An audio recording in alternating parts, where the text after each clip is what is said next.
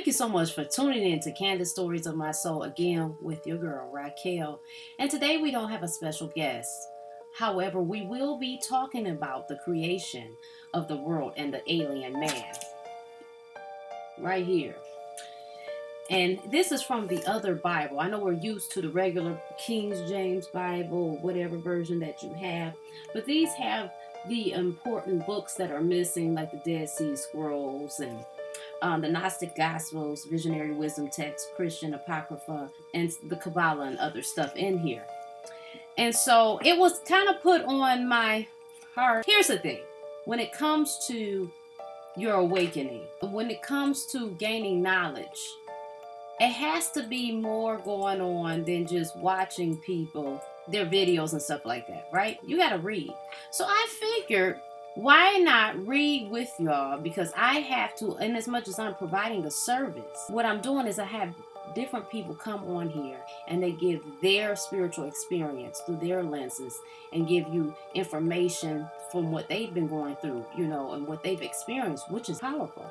It's powerful. But also we need to read because it expands the consciousness. And as we read these things and they get into the spirit, then they disseminate in the way that they need to for future references, right? It's like just putting stuff in the database. So it helps expand the consciousness. So again, stay with me and we're going to get to this. We're going to have fun. We're going to read about this and ponder on some things, all right?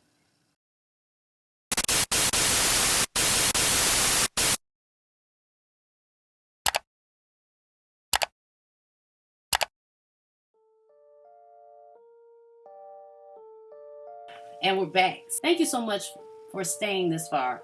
Click like and share, and let's continue.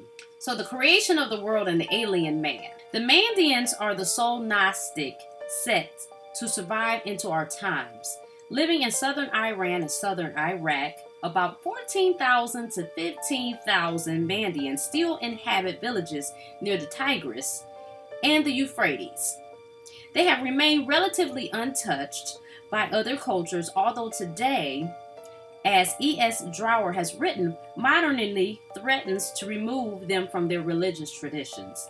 Yet, as recently as shortly after World War I, Lady Drower was able to obtain a handwritten Mandean prayer book of 238 pages from an old silversmith.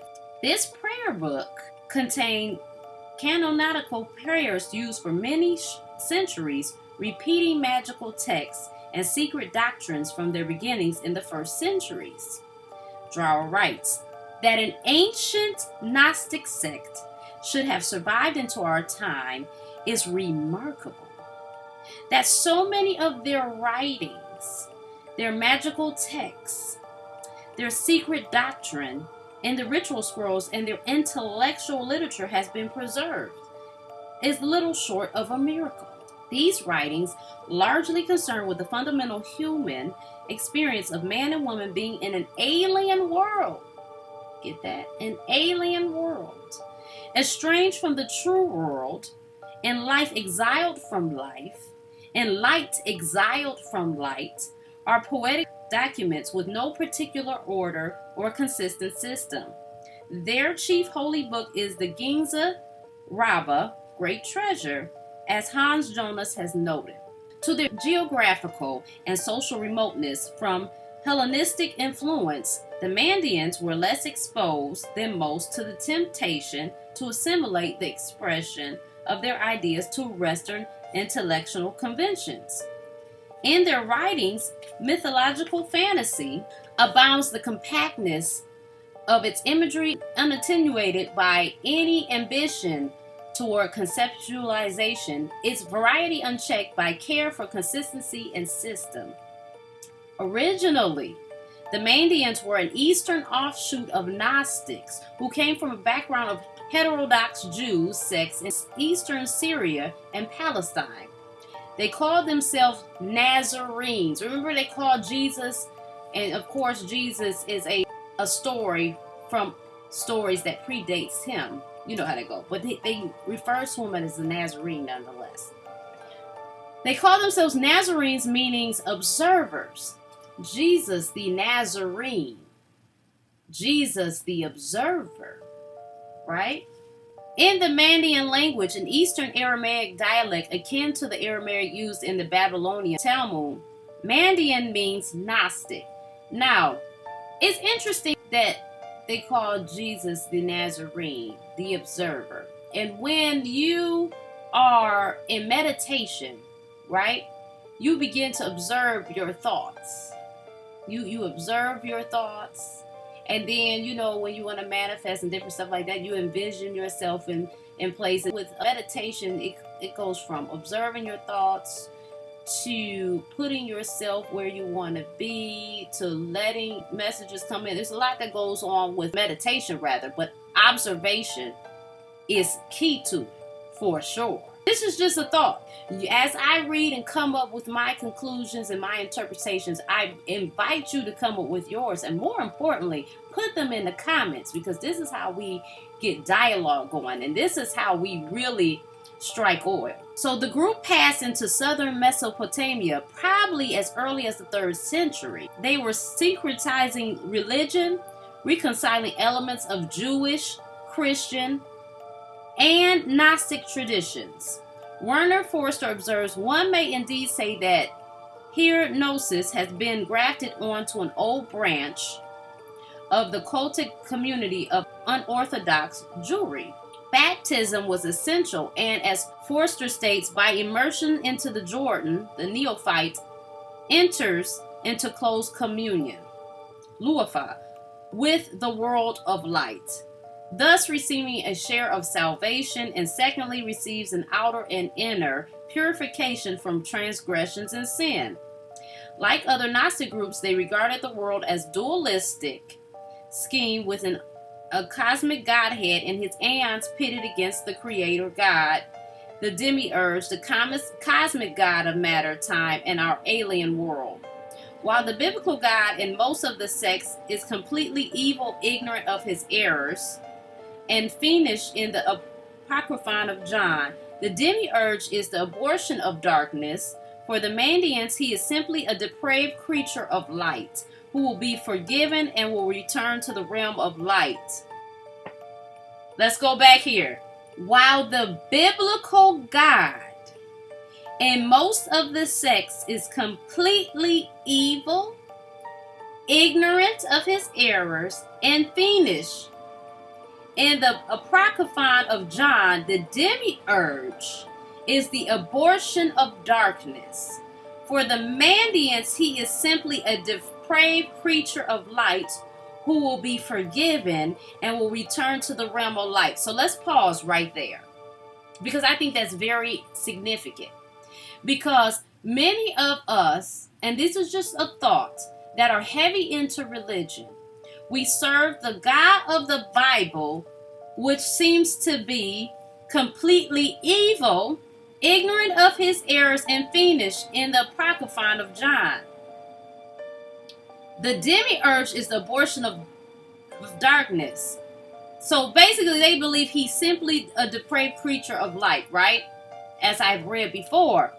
So this is not a very loving God. He's a God, an ego God. And it makes sense because all the people that really worship that God, give that energy reverence. You see how a lot of us, whatever works for people work, okay? Because we're walking different journeys here. And we're experiencing, this is an experience nonetheless. We've got different storylines out to play. But what I can tell you is I felt the same way about this God as this is being explained. And that did not work for me. It wasn't until I came into other knowledge that I started to see things work a little more. Let's think about it. The creator of all things, why would he need to be petty? Okay, the creator of all things. Why would the infinite intelligence of creator need to be petty, need to be egotistical, need to be ignorant and evil and vindictive? For what?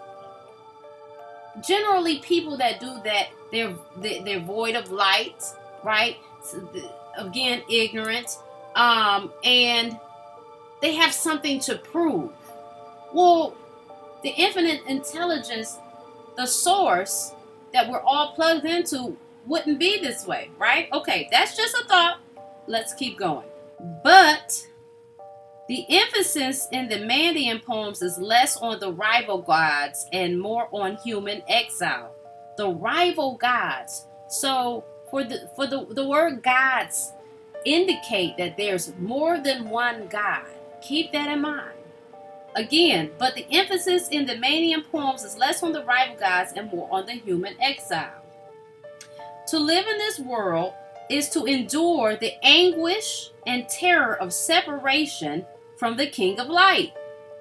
The very creation of the world and human life disperse particles of light into the darkness of matter. Salvation lies in gathering in the dispersed light and restoring it to the original unity. So all of us have to become enlightened and really find out what's going on and get back to the source of love, so we can restore things how it should be. So life is falling into darkness, and the inhabitants of earthly bodies are forlorn and homesick for the other life. How shall I sink within all the worlds? Who has carried me into captivity away from my place and my abode? From the household of my parents, who brought me up? Why did you carry me away from my abode into captivity and cast me into the stinking body? Life, therefore, is, as Jonas points out, a numbness, a sleep, a drunkenness, an oblivion. Listen to that. Life, therefore, is, as Jonas points out, a numbness, a sleep, a drunkenness, an oblivion. How many people are just in the thick of it, right? How many people are in loops? They're in loops of self-pity. They're in loops of trauma. They're in loops of lust. They're into what they want. They don't really see what's going on. They're self-serving. They partake in a lot of numbness of the spirit, drinking and drugs and stuff like that. And not that these things are necessarily sin, but they're not productive. They keep you numb from dealing with anything in excess. It can be detrimental, but I'm saying sin is not how they put it. Like, you do these things and you're cast to hell. That's far from the truth. But certain things we can argue is not beneficial. And so it's a lot of us around here, numbness through substances, sleep, because we just can't deal with it. We don't want to wake up. Drunkenness, because we just drunk and numbing ourselves, and oblivion. A lot of people around here are oblivious. Is it not true? In Gnostic thought, the world takes the place of the traditional underworld, and our ignorance is a form of unconsciousness and infection of the darkness from which we are awakened or called. Knowledge will save us. Knowledge protects the spirit against sexual love and sensual pleasures and other seductions of this world, Jonas writes. Knowledge will save us. Let's go again. Knowledge protects the spirits against sexual love and sensual pleasures and other seductions of this world, Jonas writes. Now, this is not to demonize sexual love or sensual pleasures, but it is to suggest, in my opinion, what I gather, these things have taken us off focus. We have delved so deep into these things that we have gotten off task. And that is the point of them being seductions, to get you off task. Let's continue. The ignorance of drunkenness in the soul's ignorance of itself, its origin, and its situation in the alien world. It is precisely the awareness of alienness which the intoxication is meant to suppress a man drawn into the whirlpool and made obvious of his true being, is to be made one of the children of this world. This is the abode purpose of the powers of the world in proffering their wine and holding their feast. The drunkenness of ignorance is opposed by the sobriety of knowledge. A religious formula sometimes intensified to the paradox of sober drunkenness. A religious formula sometimes intensified to the paradox of sober drunkenness. So when you're in religion, you have some clarity, but you're still within drunkenness because you're still missing the point. The pose of the powers of the world in proffering their wine and holding their feast. So, you're enticed with the things of the wine and things that appeal to your pleasure, but you're withheld of the meat and the potatoes of what's really going on.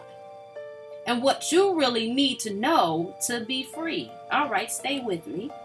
The sleep of Adam in the garden becomes a symbol of the human condition on earth. Ooh, let's go again. Let's read that. Let's do that one more time. The sleep of Adam in the garden becomes a symbol of the human condition on earth.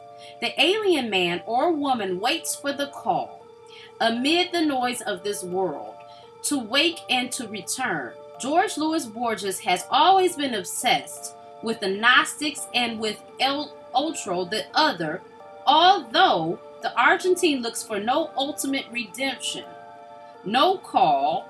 He shares with the Mandeans and all Gnostic sects the total challenge to all conventional theological values.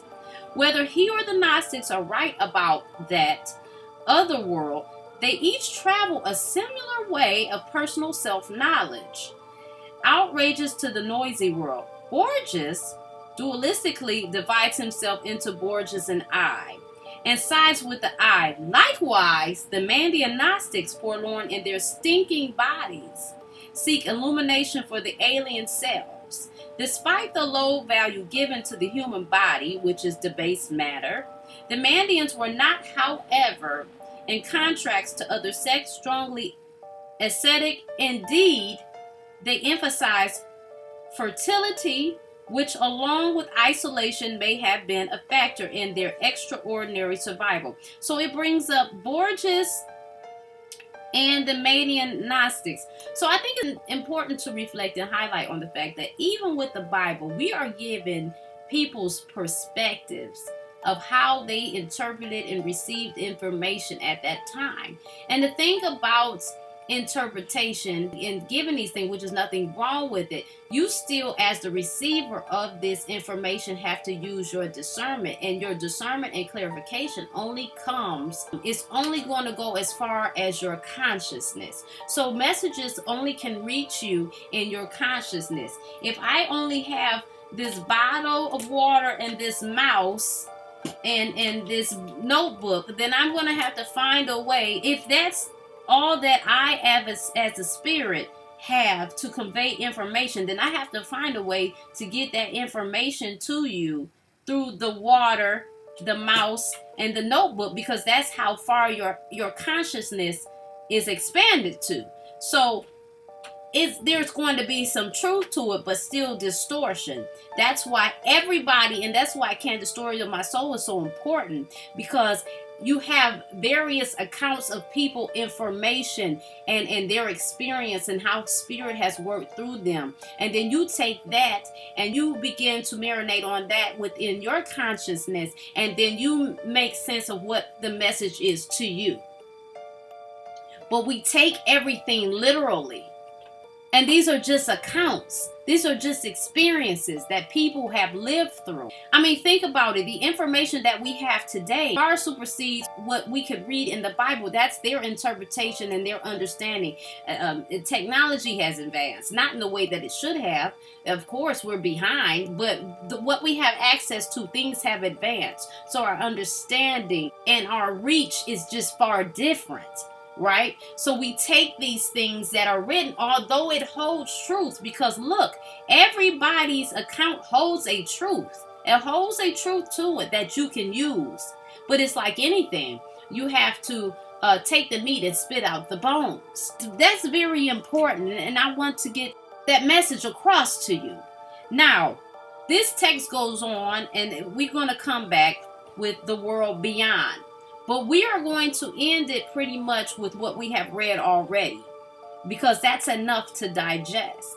But I think it's very important, even with these accounts that I read, could you not see where it was relative to what's going on and what we're going through today? Just reading this and being able to break down to y'all, that has blessed me today. It really has. And I see why this was put on my heart to do this. This is important. So I want you guys to share this. This is nothing to hit you upside the head with. It's just for you to observe, take in, and then you come back with your critiques and your viewpoints, right? And I encourage you to go out and get this book. I am subscribed to Brother Yusef's YouTube channel, and he was the one who suggested this. I believe it was him. These are type of books that are suppressed. You might be able to get it. I think I got mine off of eBay. I'm not too sure, but look for it and read this because it's some good stuff. It's definitely some good stuff. I will be back. Thank you so much for tuning in to Candace Stories of My Soul. Listen, if you want to be interviewed, by all means, contact me. You'll see the information in one of the slides to tell you how to. And the link in the description also will give you the avenue to subscribe. Don't forget, we have Sacred Safe Space Community. It's an online community that you just donate to and join. There's no specific fee. It's up to you. What do you think? How important do you think that this vision is? What do you think is worth? And you donate to what you think is worth. I put that in your court. Don't forget to subscribe to the Candace Soul Story Chronicle. With that, it's an email, a newsletter, and it has my blogs. It'll have any events and information that you can access, new videos and content and things of that nature. Thank you so much for watching, and I'll see you next time.